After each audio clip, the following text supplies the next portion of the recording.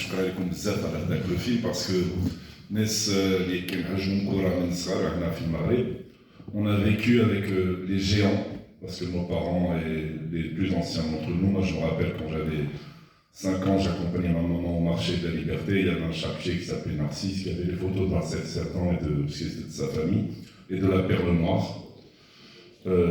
Et ces gens-là dont vous avez parlé, dont M. Artsbi est ici, c'est des géants. Je suis ému quand j'en parle parce que c'est des géants qui ont vécu une période très difficile, vous l'avez un peu mentionné.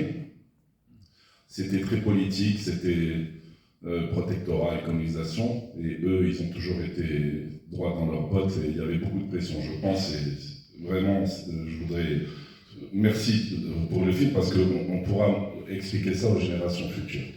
وحاجة تانية أنا ملي كنت صغار j'ai eu la chance de rencontrer 2 d'entre eux.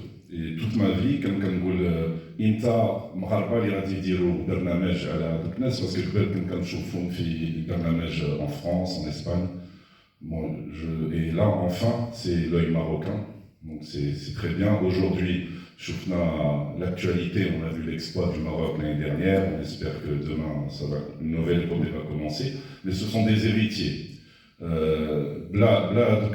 Les années 40, 50, 60, je ne pense pas qu'on aurait ce niveau aujourd'hui. À l'échelle Maghreb, c'est un pays de football.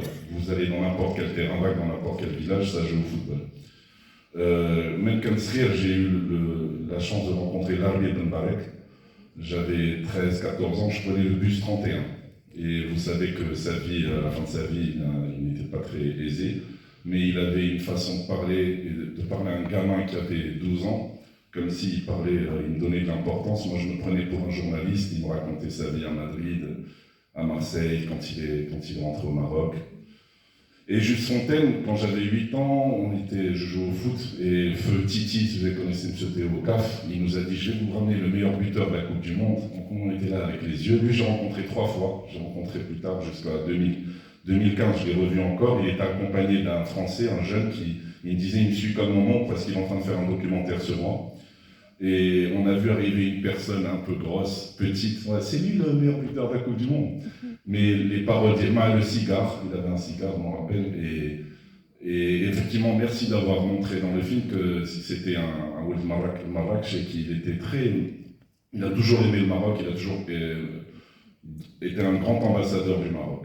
Donc merci beaucoup parce que quand on va vouloir raconter à nos enfants ces héros, il y a les héros des années 86, de 76, on en a parlé. Et moi, mes aïeux me racontaient le match contre l'Espagne, il y avait des joueurs, je crois, Baba, qui étaient extraordinaires aussi. Donc c'est avec des reportages et des films comme celui-là, ça nous permet... Un pays ne se construit pas sans histoire. Et en concernant le foot, sans Cherzebi, sans le Prince du Parc de la Joule, sans Malaga, sans Ben Barek, sans ces gens-là, je ne pense pas qu'on aurait ce niveau-là. Merci beaucoup.